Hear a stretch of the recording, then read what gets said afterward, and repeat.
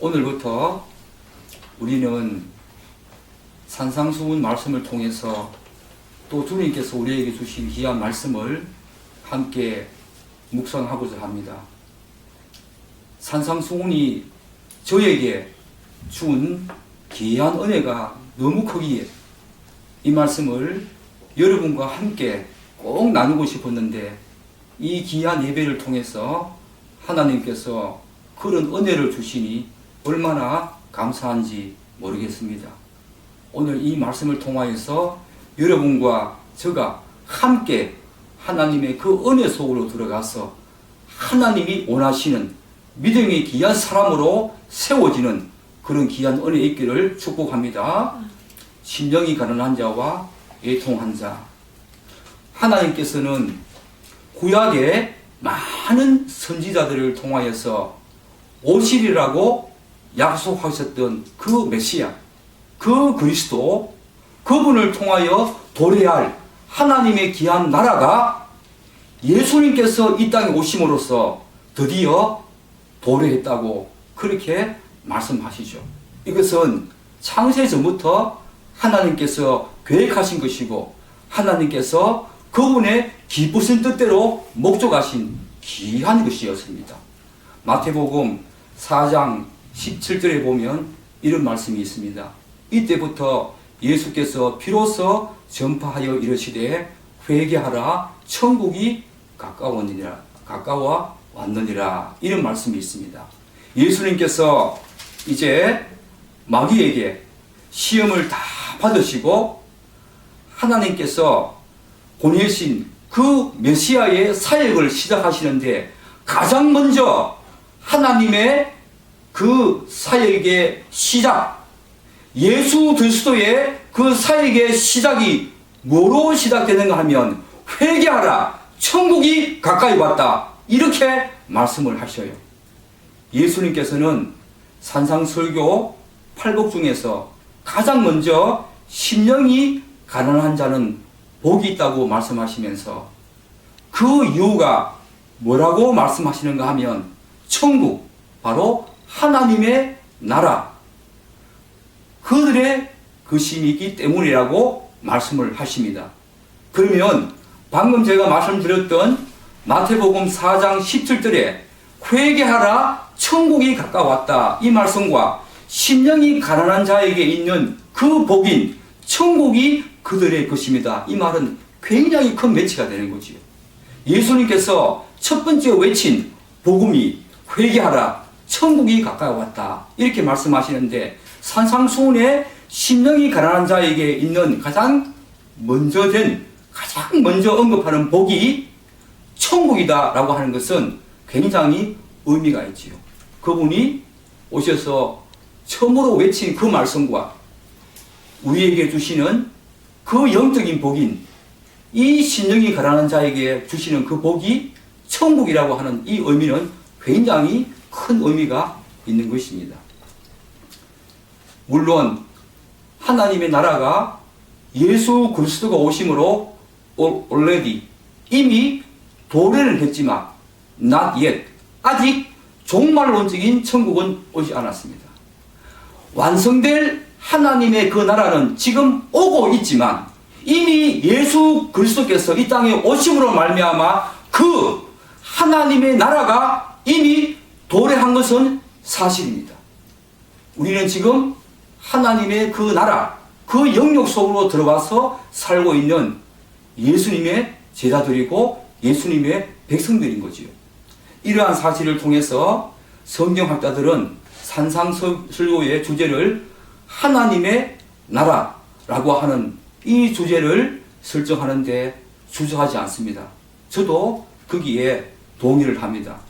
그래서 산상수훈은 전반부에서는 하나님의 나라와 하나님의 나라의 그 백성들의 정체성에 대해서 분명히 말씀하시고, 후반부에 들어가면 하나님 나라, 그 나라에 어떻게 들어가는가 라고 하는 주제를 가지고 다루는 그런 모습을 볼 수가 있습니다.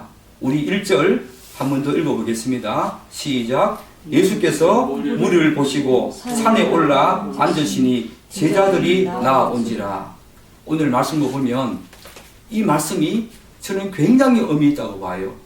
왜 그런가 하면 모세가 하나님으로부터 율법을 받을 때 어디서 율법을 받았습니까? 기억나세요?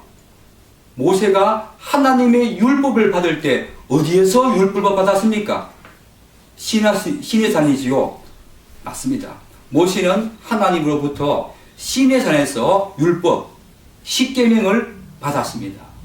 왜냐하면 이스라엘 백성들을 출애굽 시킨 이후에 즉 애굽에서 종되었던 그들을 하나님이 구별된 백성, 선택된 백성으로서 이제 가나안 땅에 들어가서는 구별된 백성으로 살아야 하기에 그들에게 모세가 하나님의 율법을 받음으로써, 다시 말씀드려서 하나님이 모세에게 혹은 이스라엘 백성들에게 율법을 주심으로써 하나님 나라 백성으로서의 정체성을 계시하고 확인시켜 주기 위해서 율법을 주신 것이요.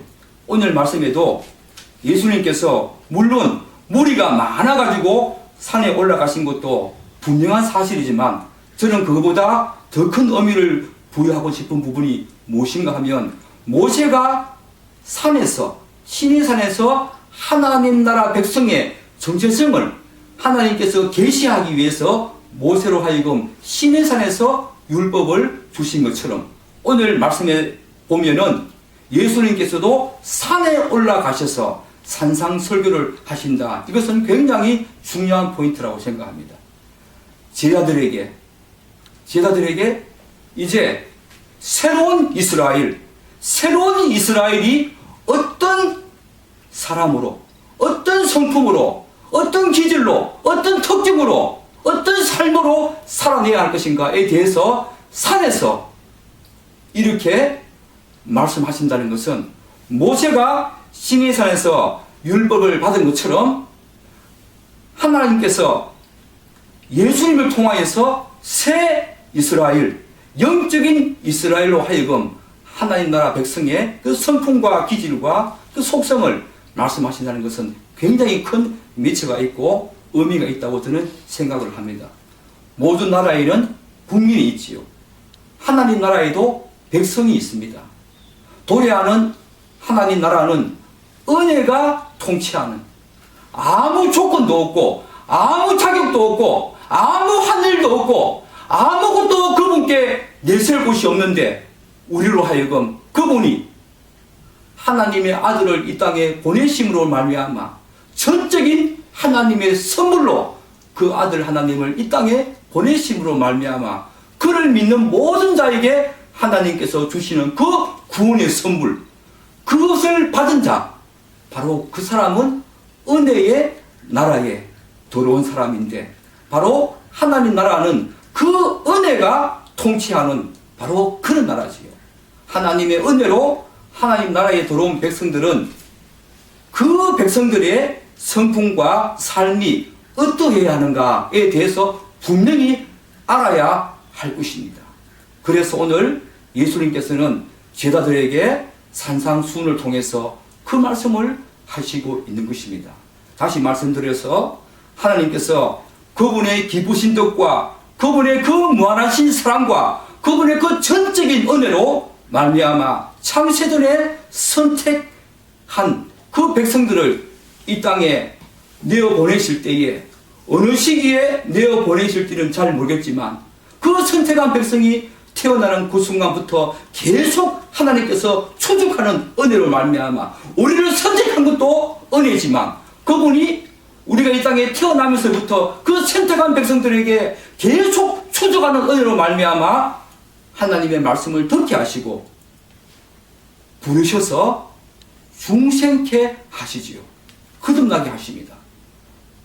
그리고 거듭난 모든 사람들에게 하나님께서는 진심으로 그들의 죄를 회개하게 합니다. 그래서 예수 그리스도를 나의 왕으로, 나의 구주로, 나의 메시아로, 나의 주인으로 이렇게 수용하고 받아들였을 때에 우리는 의롭다 칭함을 받지요. 친히, 그리고 그분이 우리를 아들 삼아 주시고, 그리고 그분의 자녀로 거룩한 백성으로 빚어가시는 성화와, 그리고 견인, 그리고 영화, 그 모든 구원의 단계로 나아가야 할 하나님의 백성들에게 그들의 성품과 그들의 기질과 그들의 특징과 그들의 삶의 모습, 그들의 품성이 어떠해야 하는가에 대해서 분명히 오늘 가르쳐 주고 있는 이 장면이 바로 산상수훈의 내용입니다.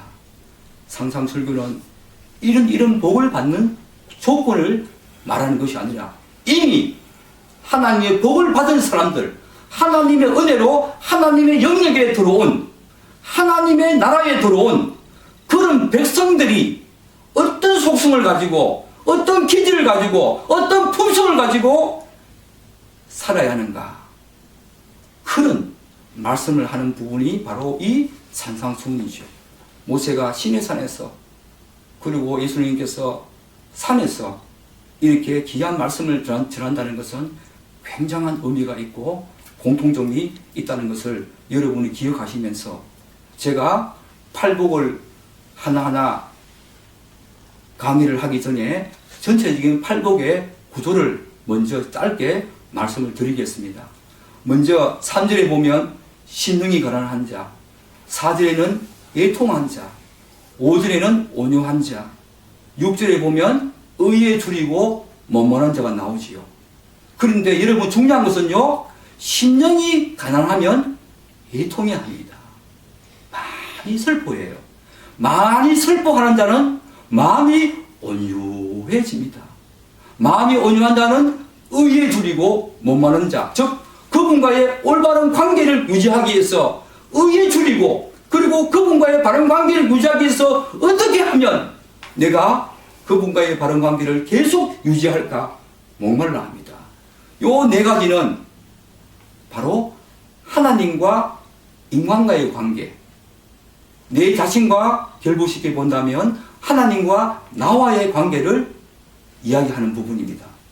그리고 7절에 긍휼히 여기는 자, 8절에 마음이 청결한 자, 9절에 화평하게 하는 자, 10절에 의를 위하여 박해받는 자, 이것은 사랑과 사랑과의 관계를 이야기하는 부분입니다. 여러분 그렇다고 본다면 앞에 네 가지 복은 십계명에 무엇과 닮아 있습니까? 십계명의 1계명부터 크게 말해보세요. 1계명부터 4계명, 하나님과 인간과의 관계에서 하나님 사랑에 관한 그런 것과 닮아 있고, 10계명의 5계명부터 10계명까지는 바로 뒤쪽에 나와 있는 긍휼히 여기는 자, 마음이 청결한 자, 화평하게 하는 자, 의를 위하여 박해받는 자. 이게 사랑과 사랑과의 관계에 대한 이야기인데, 바로 이렇게 산에 올라가셔서 설교를 하셨다, 산에 올라가서 율법을 받았다, 여기에도 공통점이 있지만 이 부분을 살펴봐도, 이 팔복을 살펴봐도 앞에 네 가지 팔복은 하나님과 사랑과의 관계, 하나님과 사랑과의 관계, 그 다음에 아래쪽에 있는 네 가지 복은 사랑과 사랑과의 관계라는 측면을 바라볼 때 십계명과 많이 닮아 있다는 것을 우리가 알 수 있어요.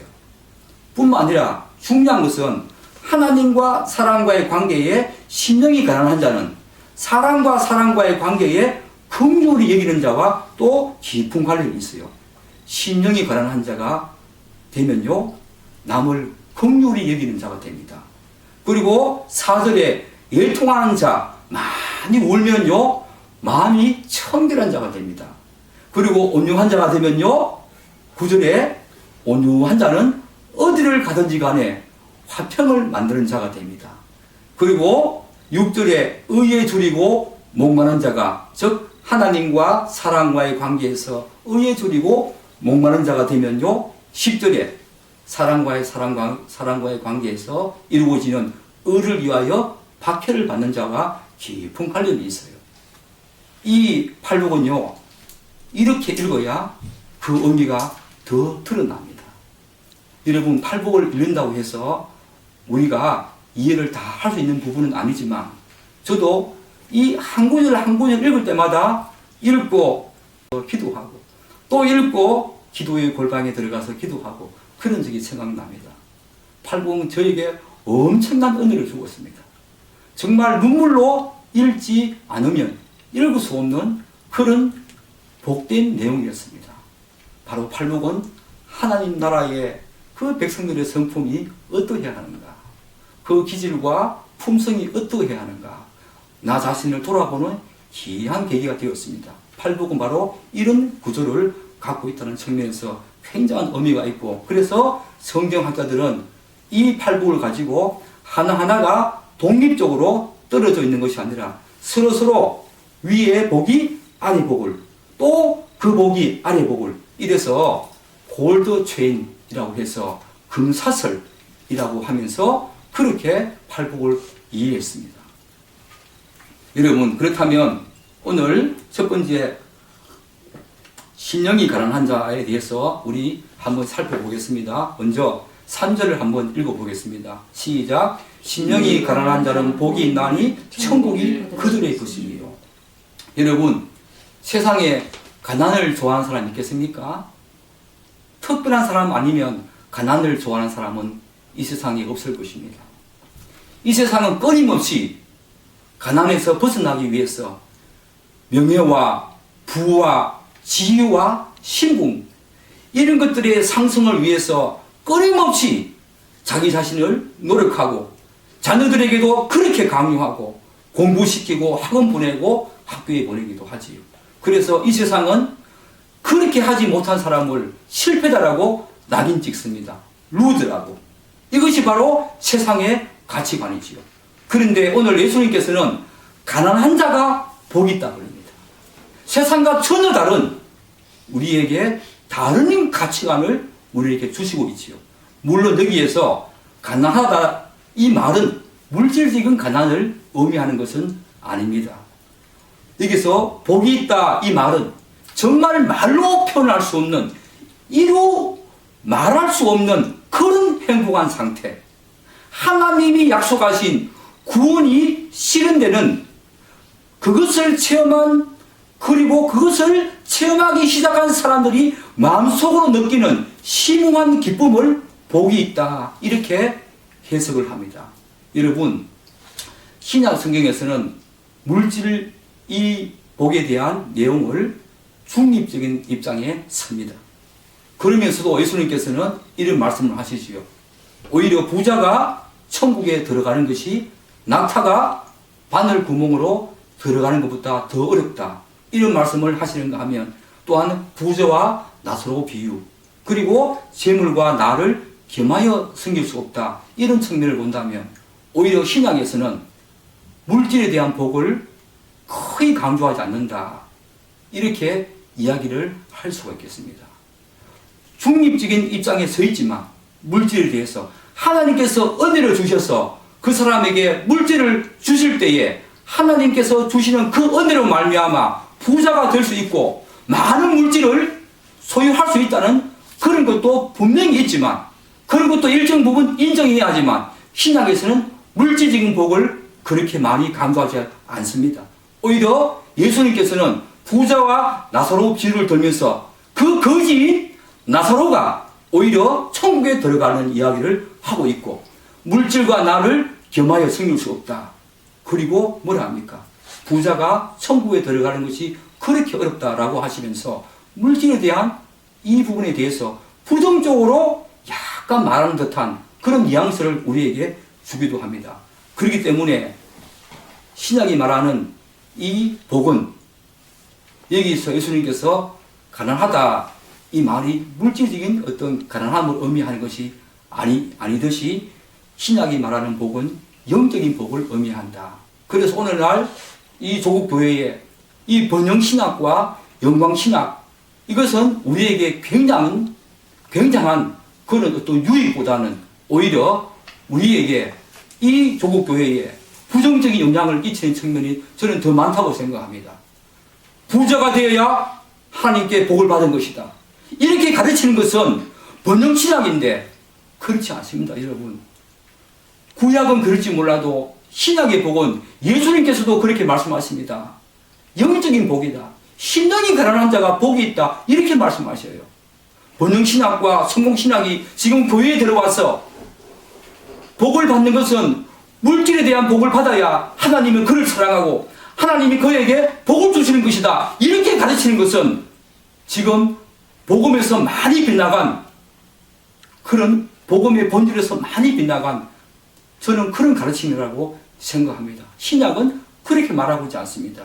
신약에서의 복은 영적인 복입니다. 그래서 여기 복이 있도다 라고 하면서 말하는 그 성품과 자질은 우리가 자연적으로는 가질 수 없는 것이라는 것을 먼저 알아야 합니다. 하나님의 오직 그분의 은혜로 신령이 가난한 것, 그것은 그분의 은혜로 하나님 나라에 속한 사람들만 가질 수 있는 하나님 나라 백성의 자질과 성품이지요. 여러분, 그렇다면 예수님께서 말씀하시는 신령이 가난한 자, 이 말은 어떤 사람을 의미할까요? 가난하다, 이 말의 헬라어의 뜻은 이런 뜻입니다. 파산을 당하거나 남의 도움을 받지 않고는 도저히 살아갈 수 없는 상태. 그러므로 신령이 가난하다, 이 말은 우리가 하나님 앞에 파산당한 사람처럼, 거지처럼, 아무것도 가지지 않는 것처럼 스스로 설 수 있는 힘이 전혀 없는, 오직 하나님의 도우심과 그분의 은혜가 없이는 도저히 살아갈 수 없는 그런 상태, 그것이 바로 신령이 가난한 자, 이렇게 말하고 있는 것입니다.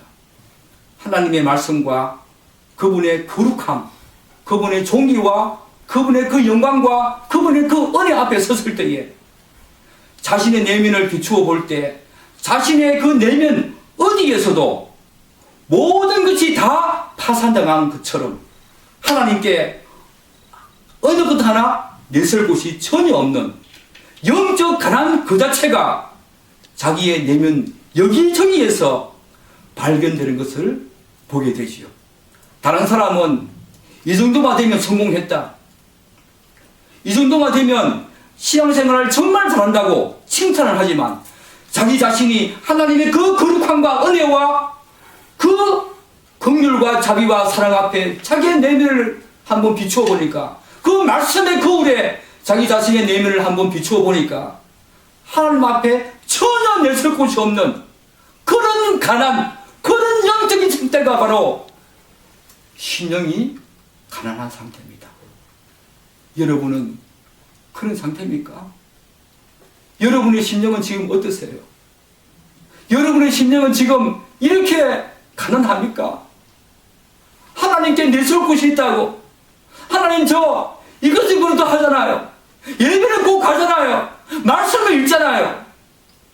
그럼에도 불구하고 하나님의 그 은혜 앞에 아무 조건 없이 사격 없고 공로 없고 쓰레기 같고 하나의 먼지 같고 타다 남은 그 나무 조각보다 더 쓸모없는 나를 하나님의 전적인 사랑으로 구원해 주신 그 은혜에 자신의 내면을 비추어 보았을 때 아무것도 자랑할 것이 없다는 그런 고백을 드리는 사람이 신령이 가난한 자입니다. 그래서 하나님의 은혜와 도움 없이는 도저히 살아갈 힘과 용기를 잃은 사람, 이 사람을 우리는 신령이 가난한 자라고 이야기를 하지요. 여전히 자신의 내면 속에서 영적인 부족함을 늘 발견하고 기도의 골방에서 하나님 앞에 설 때마다 하나님, 저는 하나님께 아무것도 한 게 없습니다.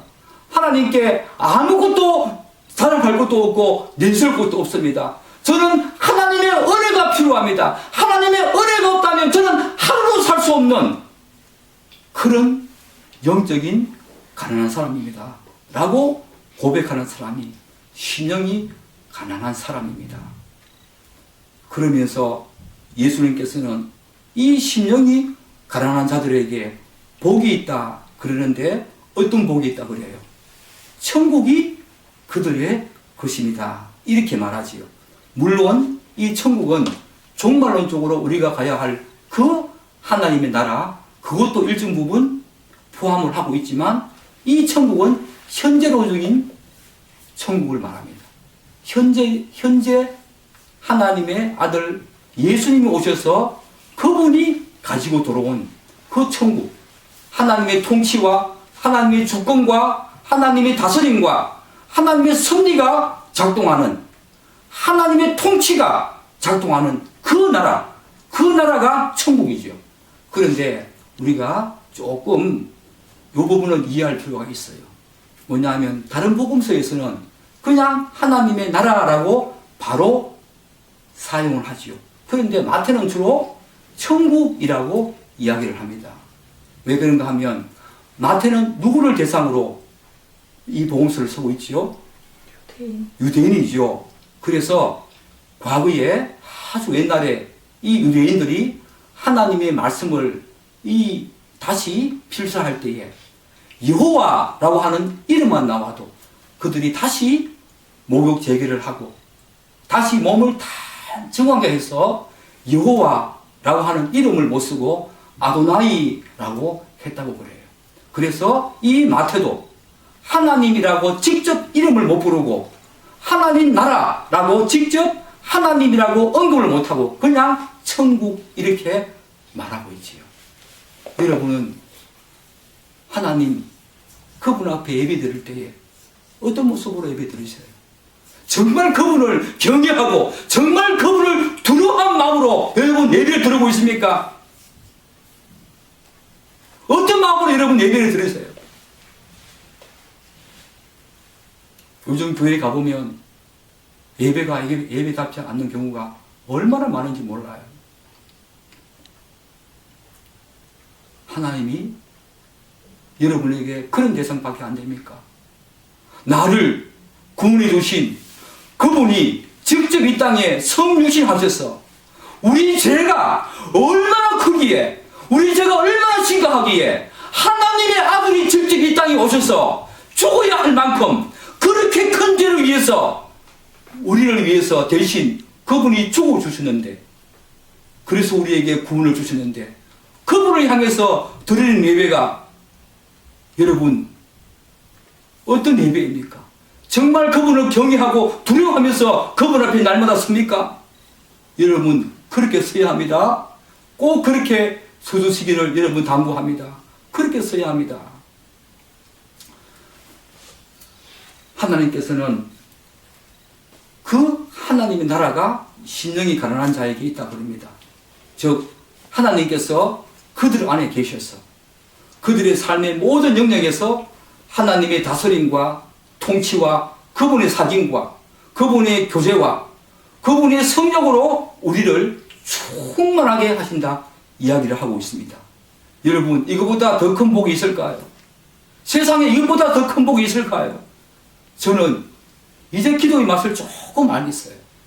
기도의 골방에 들어가서 저는 10분, 20분 정도 하나님을 찬양합니다. 주기도문대로 하나님이 나를 구원해 주신 그 하나님을 찬양합니다. 그때 저희 마음은 날아갈 듯 기뻐요. 너무너무 기쁩니다. 여러분,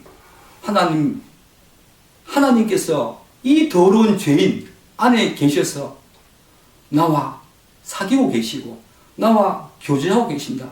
이 말이 여러분들에게 어떻게 들려지십니까? 그것이 만약에 여러분들에게 진실하게 들려진다면 여러분의 삶은 전혀 달라질 것입니다. 내 안에 하나님이 계시다. 그분이 내 안에 계셔서 나와 사귀고 계시고 나와 교제하고 계시고 그분이 나와 교통하고 계신다. 이 말은 어마어마한 복입니다. 세상에 이런 복이 어디 있겠습니까? 이 복을 누리십시오. 이 복을 누리십시오. 이게 가장 큰 복입니다. 이게 가장 큰 영적인 복이라고요. 이걸 누리십시오. 구약에서 그렇게 약속하셨던 바로 복 자체 되신 주 예수 그리스도, 그분의 다스림을 받고 그분을 소유하는 그 복이 참된 영적인 복이지요.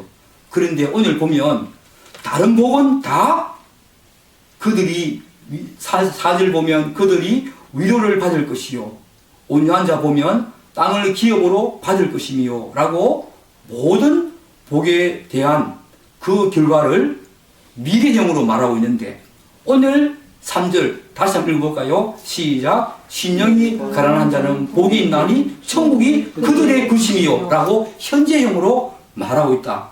여러분, 이것을 우리가 누리고 정했습니다. 바로 기독교인으로서 현재적으로 누려야 할 복이 바로 그분과의 사귐, 그분과의 교제, 그분과의 교통, 그런 복이라는 거예요.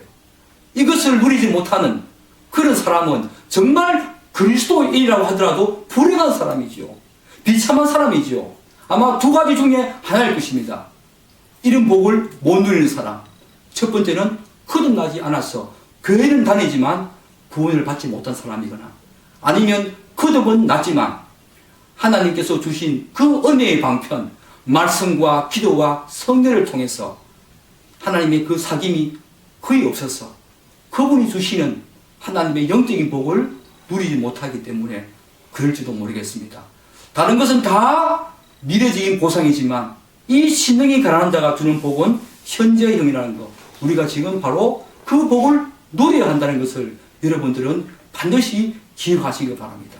결국 신령이 가난한 자가 경험하는 하나님의 나라는 우리가 예수를 믿기 전에 우리를 지배하던 사단의 영이 우리 뜻대로, 우리 감정대로, 우리의 생각대로 그렇게 살라고 부추겼던, 이를테면 자기 중심적인 사고, 그것을 계속 부추겨서 우리를 내몰았던 모든 사단의 권세에서, 그 영역에서 이제 예수님께서 나를 다스리시고 지배하시고 통치하는 하나님 나라의 영역으로 내가 옮김 받는 복을 누리게 하셨다. 그거지요. 얼마나 복된 복입니까? 여러분, 신앙은 자기 중심성을 내려놓는 것입니다. 사단과 마귀는 끊임없이 우리를 이 세상의 영과 사단의 영과 육체의 소욕에 따라서 끊임없이 우리를 부추기는데, 뭘로 부추기냐 하면 자기 중심성으로 내 인생은 내 것이다. 내가 내 결정대로, 내 판단대로, 내 지식대로, 내 경험대로 내가 판단하고 사는 것, 그걸 끊임없이 부추깁니다. 지금 포스트 모더니즘 이 시대에는 그것들이 더 강렬하게 지금 지배하고 있는, 결국 이 철학 사상도 사단이 마지막 때에 믿는 사람들조차도 그런 식으로 넘어뜨리기 위한 하나의 철학사조라고 이야기를 할 수 있겠지요. 조금 더 생각해 보겠습니다. 여러분, 하나님 앞에서 이렇게 자신의 영적인 가난함을 날마다 경험하며 하나님의 은혜 없이는 살 수 없다고 고백하는 이 신령이 가난한 자는 이제 어느 지점으로 나아갑니까?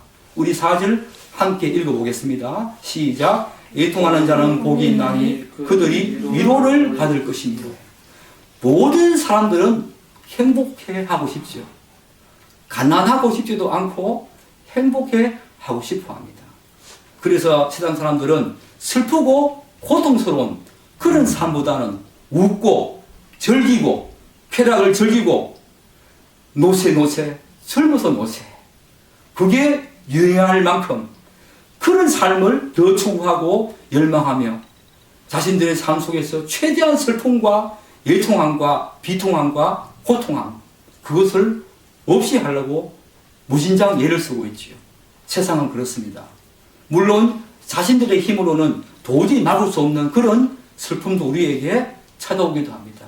예컨대 가족들의 예기치 않는 죽음과 사건, 사고, 그것으로 말미암은 아픔은 정말 크고 애통하기는 하지만 오늘 예수님께서 말씀하시는 이 애통하는 자와 전혀 다른 슬픔이죠. 그것은 이 애통한다, 이 말은 바로 하나님 앞에서 자신의 영적인 공고함, 영적인 이 공허함, 아까 말씀드렸던 신령이 가난한 자, 하나님 은혜가 없이는 나는 아무것도 할 수 없고 하나님의 은혜가 없이는 나는 오늘 하루 사는 것도 버거울 정도로 하나님의 은혜를 그렇게 갈망하는 사람, 이 신령이 가난한 사람이 끊임없이 하나님의 은혜와 말씀으로 자신의 심령을 채우려고 하고, 또 끊임없이 하나님 앞에서 좀 더 거룩하게 그 성화의 과정을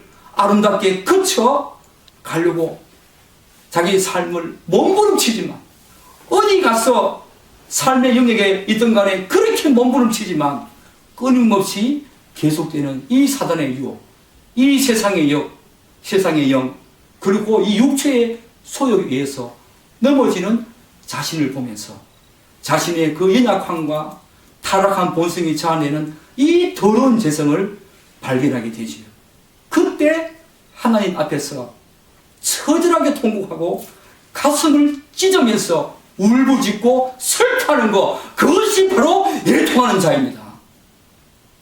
자신에게 드러나 있는 이 죄성을 발견하고 나서 구원은 받았지만, 하나님의 은혜로 구원을 받았지만 여전히 자신에게 살아있는 그 타락한 본성이 짜내는 그 죄의 결과로 말미암아 날마다 하나님 앞에서 애통해야 하고 가슴을 찢고 슬퍼하고 무릎 꿇고 기도하는 그 사람이 바로 애통하는 자지요. 여러분, 구약 성경에 이 위대한 다윗이 우리에게 애통해야 하는 모습을 보여주고 있습니다. 바세바를 구한 다음에 시편 51편 10절 11절에서 그는 이렇게 고백을 합니다. 하나님이여, 내 속에 정한 마음을 창조하시고 내 안에 정직한 영을 새롭게 하소서. 나를 주 앞에서 쫓아내지 마시며 주의 성령을 내게서 거두지 마옵소서. 주의 성령을 내 안에 계시며 나와 구제하셨던 그 주의 성령을 내게서 거두지 마옵소서.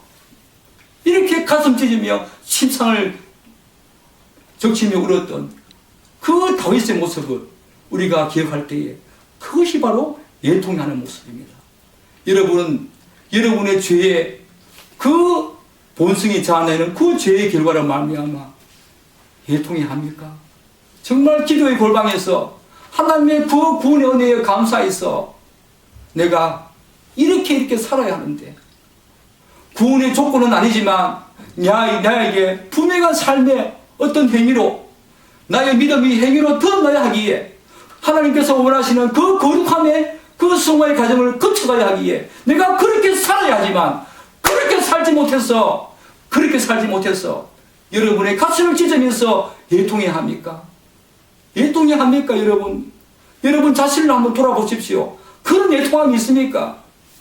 성적 떨어진다고, 자녀 건강하지 못해서, 물질이 없어서 슬퍼하고 또 고통스러워하는 것은 우리에게 있었지만, 자신의 심령에 하나님의 교제와 사귐이 끊어지고 나에게서 발견되는 그 죄의 결과를 말미암아 타락한 본성이 자아내는 그 죄의 결과를 말미암아 여러분은 정말 애통해 본 적이 있냐 말입니까?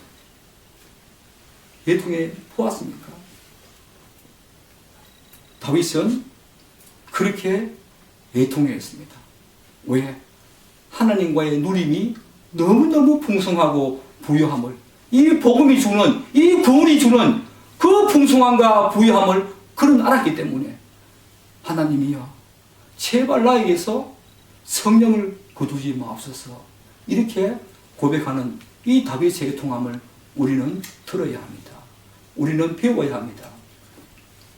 아담과 하와의 불순종으로 죄의 결과가 원죄라는 모습으로 나타났지요. 원죄는 두 가지를 의미합니다. 죄책과 죄의 오염이지요. 그러나 제2 아담 대신 예수 그리스도께서 우리의 모든 죄를 다 가지고 가셨다. 그걸 뭐라 합니까? 죄의 전가라고 말하지요. 그리고 하나님의 모든 율법에 순종하시며 심지어 죄의 삭선 사망에 의해 그가 십자가에서 죽으시기까지 하나님의 모든 공의를 만족하셔서 그가 그 십자가에서 획득한 그 의를 우리가 믿음으로써 의롭다 칭함을 받게 되지요. 그걸 우리가 칭의라고 합니다. 우리가 칭의, 즉 다시 말해서 구원을 받았다, 이렇게 말을 하지요. 우리가 구원을 받게 되면 이 원죄, 죄책과 죄의 오염 중에서 죄책이 사라집니다. 그래서 하나님의 심판대 앞에 섰을 때에 죄에 대한 책임이 사라지기 때문에 우리는 구원을 받는 것입니다. 그러나 죄의 오염은 여전히 남아있어요.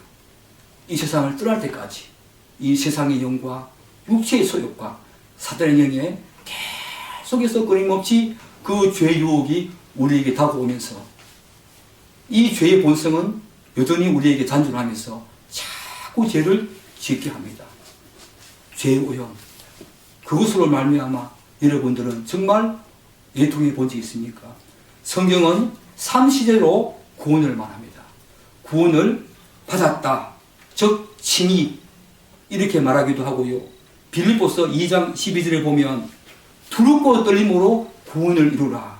바로 그것은 성화의 구원이지요. 그리고 구원을 받을 것이다 라고 영화의 구원으로, 이렇게 성경은 3시대로 구원을 말하고 있습니다. 그렇지만 우리는 여전히 하나님의 타락으로 인한 죄의 오염으로 타락한 본성이 잔존해 있어서 성화의 거룩함으로 빚어져가는 과정에서 계속적으로 죄를 짓고 살아가게 됩니다. 그래서 우리는 기도의 골방에서 하나님 앞에서 끊임없이 울고 슬퍼하며 애통해야 합니다. 여러분, 사도 바울의 고백을 들어보십시오. 로마서 7장 24절에서 사도 바울은 이렇게 고백합니다. 그 위대한 사도가 이렇게 고백합니다. 얼마나 영적인 싸움이 얼마나 강력한지, 그 마귀의 대적이 얼마나 강력한지, 오호라, 나는 공고한 사람이로다. 이 사망의 몸에서 이 죄가 계속해서 발동하는 이 사망의 몸에서 누가 나를 건져내랴. 하나님께서는 이렇게 애통하는 자에게 어떤 복이 있다고 말합니까? 바로 하나님의 위로가 있다고 말합니다. 하나님이 주시는 참된 평안과 참된 안식이 있다고 말하지요. 많이 우는 사람, 그분 앞에서 많이 슬퍼하고 내 죄 때문에 많이 슬퍼하고 애통해하는 사람은 하나님께서 직접 눈물을 닦아주시고 그분이 우리를 위로하시고 그분이 우리를 격려하시고 그분이 다시 우리를 일으키시고 다시 회복시켜 주셔서 다시 하나님의 자녀로 세워주십니다. 오늘 조국교회의 현실을 바라보면서 저는 너무 안타까운 현실을 많이 보게 됩니다. 애통해하는 사람이 점점점 사라지고 있는 이때에, 그래서 예수님께서 마지막 때에 믿음을 보겠느냐, 마지막 때에 자기 죄를 위해서 애통해하는 자를 보겠느냐, 마지막 때에 심령이 가난한 자를 보겠느냐, 그렇게 말씀하시는 거예요. 제 둘째 아들이 지금 훈련병으로 군에 가 있는데 오늘 편지가 왔어요. 그래서 여러분에게 잠깐 읽어드리겠습니다.